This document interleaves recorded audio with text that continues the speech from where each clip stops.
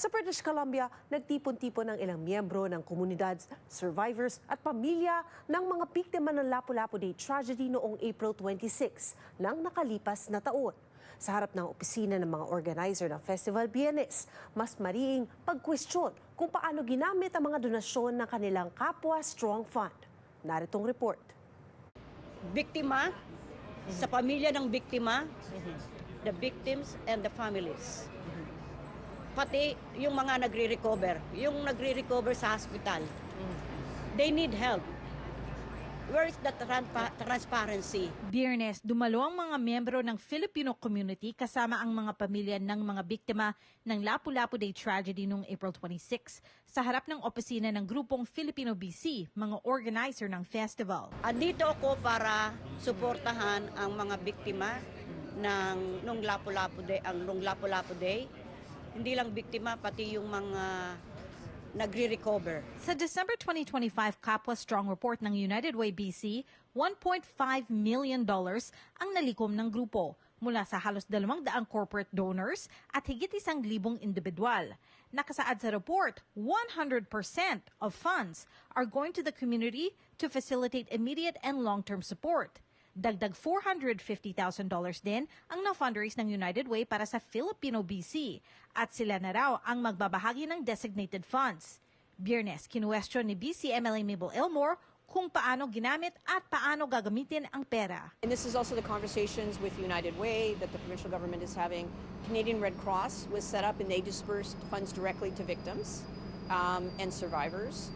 We also have community organizations here, United Filipino Canadian Association of BC, who also raise funds and disperse all funds, 100% of their funds directly to victims and survivors. So those were positive examples of how that was, the donors' intentions were honored.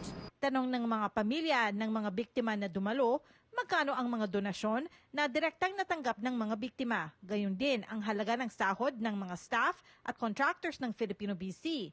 May katanungan din sa budget ng grupo bago at matapos ang trahedya noong April 26. Really, at the end of the day, we're just curious people. We're just seeking information, and our main concern, like I said, is we have family that still needs help, and it's clear that the intentions are their priorities are elsewhere, which I don't really see how that's ethical in running a nonprofit organization. Ang mensahe ng grupo sa Filipino BC, huwag munang ituloy ang Lapu-Lapu Day of Togetherness Festival ngayon April 2026 habang naghihilom pa ang marami at habang may mga biktima pa rin nagpapagaling sa ospital. Cannot understand why for the life of them they are continuing to put on the Lapu-Lapu Festival when they essentially, it's a slap in the face for everybody that they've been dealing with, everybody that they say they are helping. Ayon naman sa United Way February 2026 Kapwa Strong report, ang fund distribution nila pumunta sa higit 30 charity at community organizations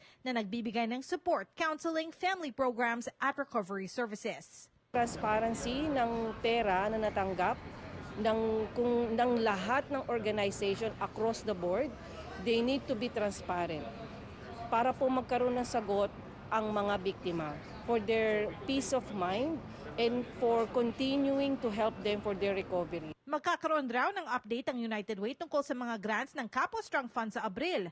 Wala pang pahayag tungkol sa issue ang Filipino BC. Teresa Barrera, Omni News, Vancouver.